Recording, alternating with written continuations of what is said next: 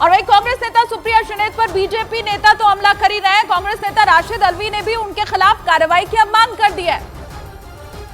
देखिए, भले ही सुप्रिया श्रीनेत जी अभी डिनाई कर लें, इनकार कर लें कि उनका अकाउंट हैक हुआ है, लेकिन अगर आप देखेंगे कांग्रेस के अलग अलग मुख्तलिफ हैंडल्स और उनकी टाइमलाइंस पर कितनी गंदी और भद्दी बातें कही जा रही हैं, किस तरह से डीप फेक वीडियोस हैं और कितनी बेहुदा किस्म की चीज़ें कही जा रही हैं, शेयर की जा रही हैं। वाकई में मुझे यकीन नहीं आता कि क्यों सोनिया जी, राहुल जी, प्रियंका जी इस पर चुप हैं, क्यों उन्होंने अभी तक सुप्रिया जी को पार्टी से बर्खास्त नहीं किया। किसी भी महिला के बारे में इस तरीके का कमेंट करना बहुत दुर्भाग्यपूर्ण, काबिल एतराज़।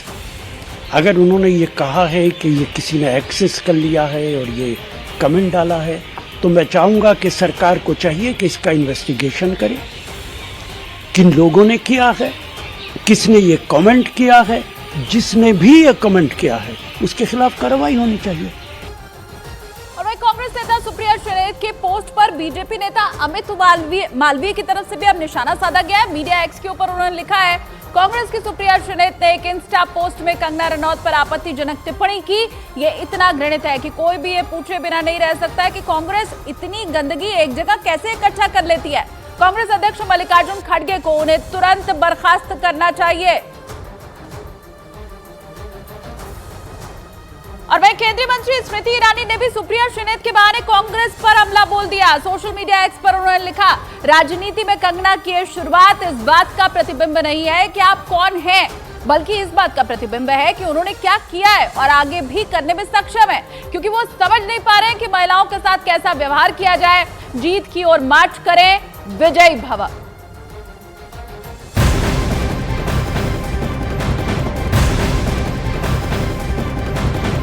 और दर सूत्रों ने दावा किया है कि जैसे ही मंडी से कंगना रनौत के चुनाव लड़ने पर मुहर लगी, कांग्रेस नेता प्रतिभा सिंह ने भी अपना फैसला बदलने पर विचार करना शुरू कर दिया है। खबर यह है कि प्रतिभा सिंह ने अंदर खाने की बात आला कमान तक पहुंचा दी है कि अगर पार्टी चाहेगी तो वो कंगना रनौत के खिलाफ चुनाव लड़ने के लिए पूरी तरह तैयार है। हालांकि कुछ दिन पहले ही चुनाव न लड़ने का ऐलान करके सुर्खियों में आई प्रतिभा सिंह अब यू टर्न ले सकती हैं। सूत्रों ने दावा किया है कि प्रतिभा सिंह ने कांग्रेस के शीर्ष नेतृत्व से इस बारे में एक बार फिर से बातचीत करना शुरू भी कर दिया है।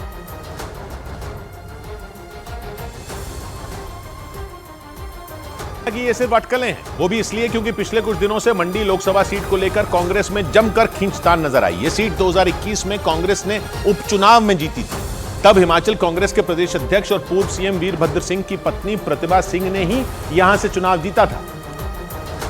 और बीजेपी के कंगना रनौत को प्रत्याशी बनाने के बाद सबकी निगाहें एक बार फिर प्रतिभा सिंह की तरफ ही घूम गईं, क्योंकि एक तो वो वहां से मौजूदा सांसद है, दूसरा ये कि कंगना रनौत को प्रत्याशी बनाए जाने के बाद ये चर्चा तेज हो गई कि वहां मुकाबला 2 महिला प्रत्याशियों में हो सकता है। सेलिब्रिटी है, बट एकदम से राजनीति में आकर कैसी भूमिका निभाती है वो देखने वाली बात है। हालांकि कुछ दिन पहले ही मंडी से मौजूदा सांसद प्रतिभा सिंह ने चुनाव लड़ने से मना कर दिया था। एक एमपी फंड बांटने से कोई इलेक्शन नहीं जीता जा सकता। हमारा वर्कर थोड़ा निराश बैठा है।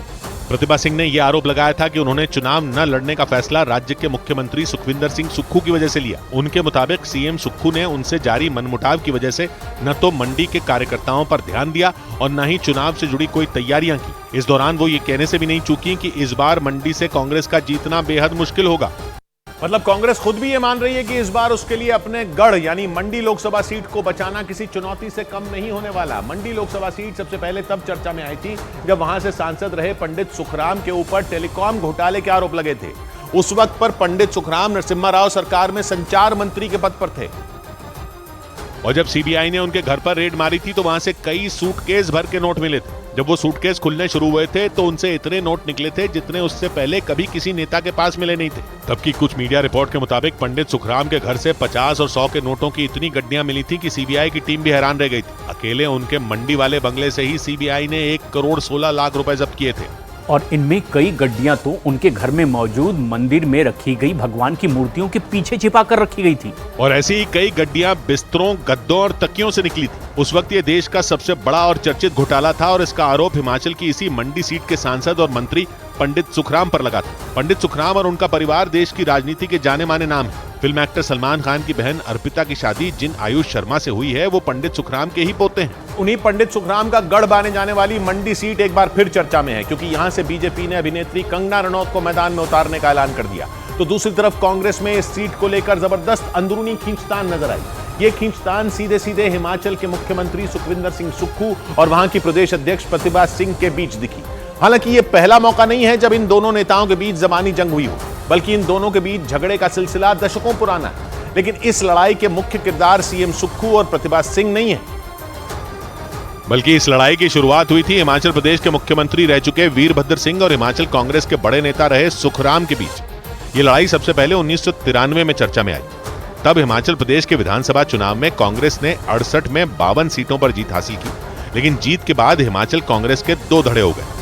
एक तरफ थे वीरभद्र सिंह, जिन्हें राज्य का सीएम बनाना लगभग तय था, लेकिन तभी सुखराम ने जीते हुए 22 विधायकों को साथ लेकर सीएम बनने के लिए बगावत कर दी थी।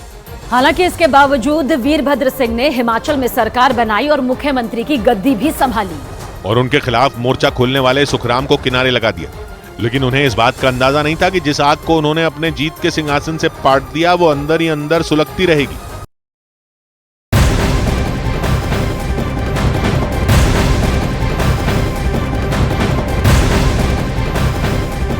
बीजेपी उम्मीदवार कंगना रनौत ने मंडी में भामला स्थित घर पहुंच करके कुलदेवी का आशीर्वाद लिया।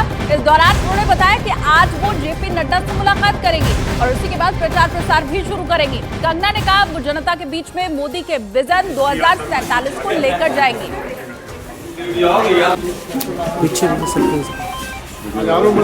हम सब जो है हमारे यशस्वी प्रधानमंत्री श्री नरेंद्र मोदी जी के ही विजन को हम फॉलो कर रहे हैं। हम एक तरह से उनकी सेना है और उनके पीछे पीछे चलेंगे। उनका विजन पूरा वो आई थिंक उस विजन के साथ ही वो पैदा हुए हैं।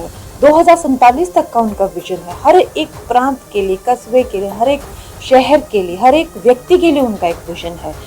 इतना वो एक देश के प्रति उनकी इतनी एकाग्रता और निष्ठा है और जिस भाव से वो काम करते हैं, उनका जो मेगा विजन है, उनका जो प्लान है 47 तक का, उसमें हम एक हिस्सा बनेंगे।